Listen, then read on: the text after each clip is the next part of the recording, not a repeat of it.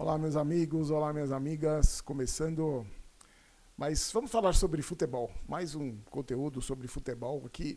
Lembrando que esse conteúdo é transmitido nos canais, no canal Barolo Jogos e também na programação da Uma TV. Então, você que não conhece a programação da Uma TV, conhece só a programação do canal, conheça. Eu vou deixar sempre na descrição do vídeo um link da Uma TV. É uma emissora que surgiu agora recentemente. A gente tem um programa lá, que é esse conteúdo, que é distribuído aqui também no canal Barolo Jogos, todas as segundas e sextas-feiras. E eu peço para você compartilhar com seus amigos, conhecer a programação da Uma TV e compartilhar com seus amigos. Hoje, eu queria falar com vocês, nessa sexta-feira, sobre um assunto que a gente acabou nem conversando na semana passada, porque quando eu gravei o conteúdo, o Ancelotti não tinha sido anunciado. Ele foi anunciado poucas horas depois que eu gravei o conteúdo da nossa última conversa. E eu queria falar com vocês sobre a vinda do Ancelotti para a seleção brasileira, falar também sobre o descaso total com o torcedor, aquilo que a gente sempre fala. Eu sempre falei isso, desde que eu tenho canais do YouTube, o descaso com que o torcedor é tratado. E nessa semana teve um caso muito emblemático no Morumbi, que eu estava lá, inclusive, eu vi tudo o que aconteceu, mesmo de longe vi tudo o que aconteceu, e eu queria discutir isso com vocês também, falar sobre isso com vocês, e também falar sobre a rodada da Sul-Americana, a rodada da Libertadores, e a gente fala também, projeta a rodada do final de semana. Então, mas a gente tem muita coisa para falar, muito assunto para falar, e eu queria que você pensasse muito sobre esses assuntos aí, comentasse no canal Barolo Jogos o que você acha sobre esses assuntos aí. Mas o primeiro assunto que a gente vai conversar é sobre Campeonato Brasileiro e sobre Libertadores e Copa Sul-Americana. Falar de Campeonato Brasileiro, a gente vai ter a rodada do final de semana. E sabe o que eu fiquei impressionado essa semana com o que aconteceu? Eu estava vendo um programa, acho que era o Globo Esporte, se não me engano, falando sobre... vai ser a 7ª rodada do Campeonato Brasileiro agora nesse final de semana. E os caras estavam discutindo as chances de rebaixamento do Santos. Já estão falando em chance de rebaixamento. E pelos cálculos que os caras fizeram lá, o Santos precisa vencer 13 jogos do restante. Eu não sei se esses cálculos são muito confiáveis ou não, mas eu fiquei bem preocupado porque a situação do meu time também não é nada agradável. Mas é engraçado porque um clube como o Santos me chamou muito a atenção. No nome da 7ª rodada do campeonato, os caras já estão falando da dificuldade do Santos de sair da zona de rebaixamento. Lembrando que o Santos foi... rebaixado, veio, né, do rebaixamento, foi rebaixado pela primeira vez na história, veio da Série B, está voltando para a Série A e corre enorme risco de ser rebaixado novamente. Não só o Santos, né, a gente tem times muito ruins, falando, mostrando, enfatizando tudo aquilo que a gente fala aqui sobre o baixíssimo nível do futebol brasileiro, que é realmente, né, a gente vê clubes de Série A, com nível baixíssimo, e a gente também vê, imagina os clubes da América do Sul, esses clubes menores, que estão se enfrentando na Sul-Americana, né, e na Libertadores. Eu falo da Libertadores e da Sul-Americana, que a Sul-Americana é a Série B da Libertadores, né, e não deixa de ser verdade. O São Paulo disputou, até o ano passado estava disputando a Copa Sul-Americana, perdeu até o título, né, pro Independente Del Valle naquele jogo vergonhoso lá na Argentina. Mas a gente teve rodada, eu quero analisar com vocês, só passar os resultados. O Botafogo venceu o Estudiantes por 3-2. O Botafogo está em terceiro lugar do grupo. O Flamengo venceu a LDU por 2-0. O Flamengo estava ameaçado de ser desclassificado nessa rodada, pulou para o segundo lugar. O São Paulo empatou com o Libertad. O São Paulo teve... Falando rapidamente do jogo do São Paulo, tem vídeo no canal. Eu posso deixar vou deixar até aqui no card, se você não viu meu comentário do jogo. O São Paulo saiu perdendo. O São Paulo teve o Alisson expulso logo no começo do jogo, com 16 minutos. Mesmo jogando contra o fraquíssimo time do Alianza Lima, o São Paulo teve muita dificuldade. Sofreu um gol e conseguiu um empate no finalzinho com o menino da base, da categoria de base. Primeiro jogo dele como profissional, um menino de 17 anos, chamado Luca, que salvou a pátria e salvou a pele do Zubeldia. O São Paulo fez um feito inédito. Nunca havia vencido as 3 partidas fora pela Libertadores e venceu. E agora está fazendo outro feito inédito, que é não vencer nenhuma em casa na Libertadores. Empatou contra o Alianza Lima, empatou contra o Libertad nessa última quarta-feira. E a gente teve também o Tajeres empatando com a Alianza Lima, porque tem a ver com o grupo do São Paulo. Agora o Tajeres vencendo a Alianza Lima. O São Paulo já está classificado, só vai confirmar a classificação, precisa vencer para se classificar em primeiro do grupo. O Fortaleza empatou em 0-0 com Bucaramanga. O Atlético Nacional ganhou do Bahia do Rogério Ceni por 1-0. O Bahia está em terceiro lugar e o Fortaleza está em segundo.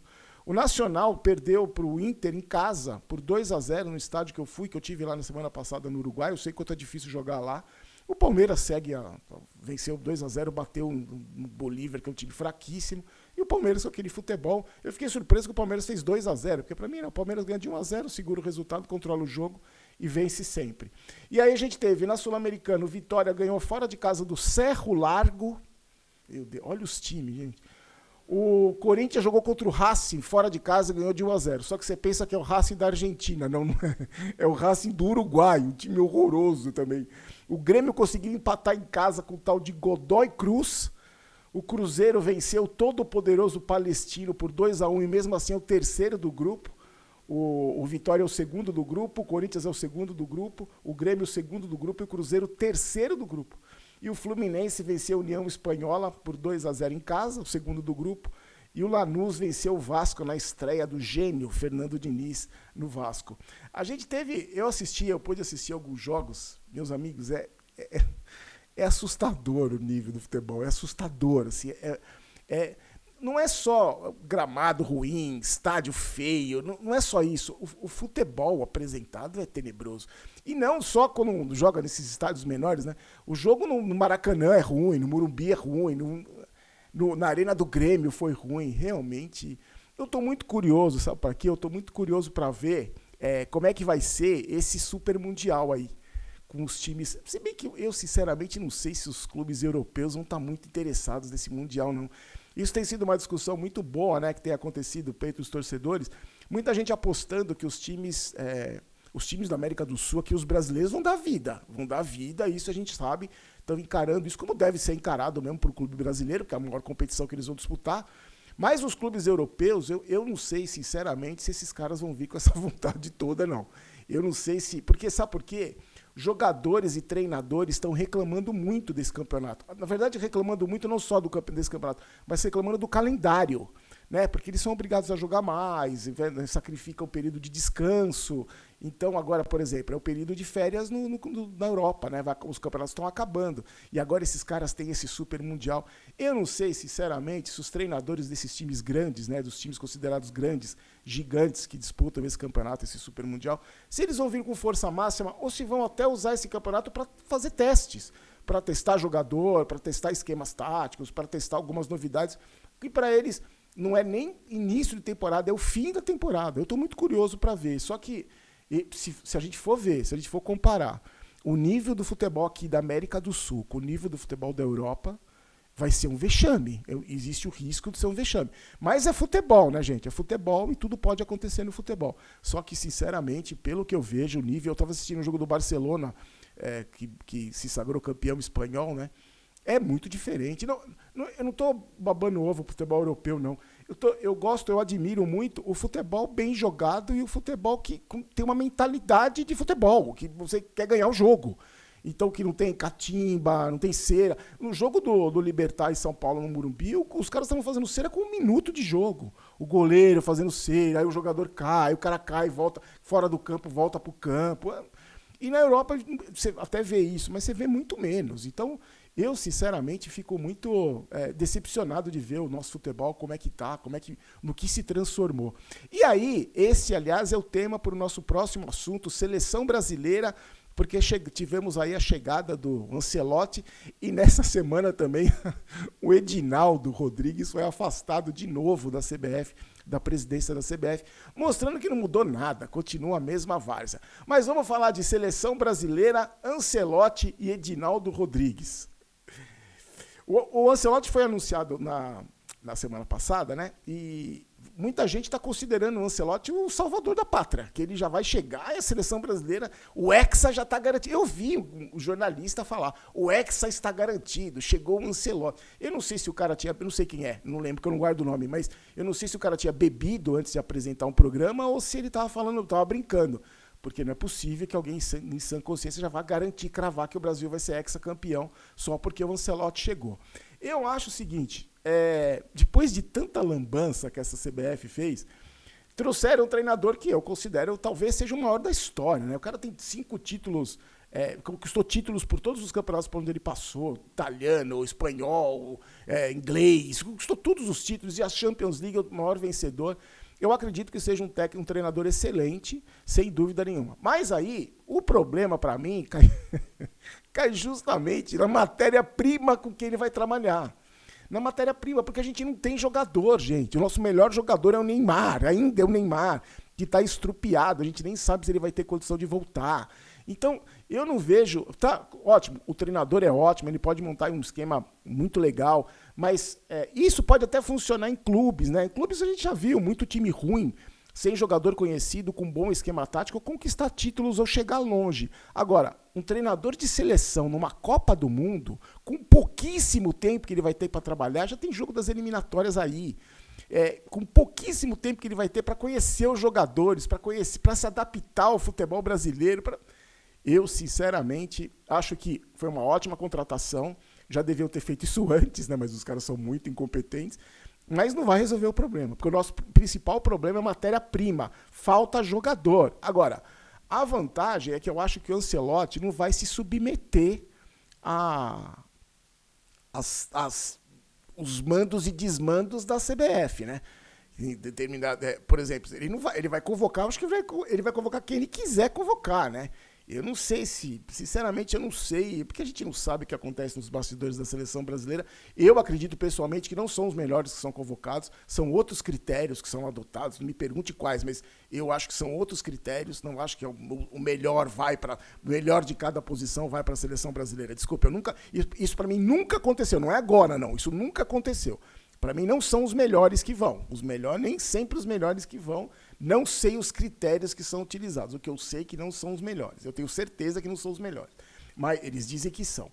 Mas eu acho que mesmo os melhores são horríveis. Os melhores são... o futebol brasileiro é tenebroso e com uma qualidade tenebrosa. Agora, eu queria ver com vocês também, falar com vocês sobre o que aconteceu no Morumbi nessa quarta-feira. Você deve ter ouvido falar do que aconteceu. Na hora da comemoração do gol do Luca, uma das placas que fica em cima do anel superior ali, que mostra um painel de LED, na verdade, né? Não sei, falaram que os torcedores bateram ali e uma dessas placas caiu. Na verdade, não se sabe se bateu ou não, se caiu por falta de manutenção, não se sabe. Mas o que se sabe é que atingiu 3 pessoas. Na verdade, atingiu mais algumas pessoas, mas 2 pessoas ficaram feridas. E eu lembro, eu estava no estádio, né? Eu lembro quando o jogo acabou, eu fui gravar o vídeo. Quando eu fui gravar o vídeo, eu reparei que a ambulância, um pouquinho antes do final do jogo, a ambulância saiu do lugar onde ela fica ali atrás do gol e foi pro meio do campo ali, para onde fica na torcida ali, né? Na pista de atletismo ali. E acabou o jogo. No vídeo, inclusive eu falo, olha, tá acontecendo alguma coisa, algum torcedor deve estar passando mal. Porque a ambulância fala, depois chegaram mais 2 ambulâncias. O que aconteceu? Esses torcedores foram levados para o hospital Campo Limpo, hospital público que fica a 7 quilômetros do Morumbi. Sendo que do lado do Morumbi tem o Albert Einstein, que é o principal, que fica a 500 metros do estádio, que é um dos principais, se não for o principal, hospital de São Paulo. O que se sabe é que existe um protocolo quando um torcedor sofre algum problema no estádio, ele é levado para o hospital público e aí depois vê o que faz. E o hospital público era do hospital do Campo Limpo. O que eu quero falar com vocês é o seguinte, tudo bem, é um protocolo, só que eu fico pensando, se fosse o meu pai que tivesse saído de casa para assistir um jogo de futebol e tivesse a situação de saúde dos dois é a seguinte, os dois foram operados, fizeram cirurgias no crânio, o filho já está bem, está consciente, o pai está entubado na UTI, porque ele teve um problema no pulmão. Então eu fico imaginando como seria se fosse meu pai e meu irmão que tivessem saído de casa para assistir um jogo do time do coração deles e poucas horas depois tivessem internado numa UTI de um hospital. O que eu estou falando é o seguinte, o protocolo, seguiu o protocolo, foi a placa que caiu, que o torcedor bateu e tudo bem. Só que eu fico pensando o seguinte, no caso do São Paulo, eu vou falar especificamente do São Paulo porque eu estava lá e eu conheço como é que funcionam os bastidores lá. Mas isso acontece e vale para qualquer clube do Brasil, porque o torcedor é desrespeitado e tratado mal em qualquer clube do Brasil, em qualquer instituição. Que a gente sempre falou aqui, o último que se pensa é o torcedor. Será que não valeria a pena quebrar o protocolo para levar o cara, o pai e filho, no melhor hospital ali do lado? E o São Paulo arcava com as despesas? O cara tá lá, ele sofreu um acidente, não sei se é acidente, né? Ele sofreu uma pancada na cabeça de uma placa dentro das dependências do São Paulo Futebol Clube, num evento particular, que foi organizado pelo São Paulo Futebol Clube também. Será que não seria minimamente decente você se preocupar com esse torcedor e tratar como se fosse alguém da sua família? Porque a gente já falou aqui várias vezes, eu costumo falar nos meus canais, o futebol só existe por causa do torcedor. Por causa de torcedor como esse, que agora está entubado na UTI. O que aconteceu depois? Ele saiu do Hospital Campo Limpo e foi transferido para o Albert Einstein. Porque o São Paulo sentiu uma pressão nas redes sociais, o São Paulo foi massacrado, porque essa gestão é bem isso, né, desse presidente, é bem isso, não está nem aí para o torcedor. Se esse presidente do São Paulo não está nem aí para o clube, você imagina para o torcedor.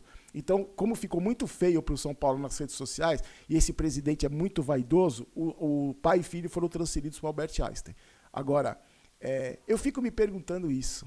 Será que não seria minimamente humano? Você é um torcedor do seu clube, da sua instituição, que saiu de casa saiu da casa dele para ir na sua casa e está lá com um problema, uma fratura no crânio. Será que você tem que seguir o protocolo e mandar ele para o hospital que fica a 7 quilômetros do estádio?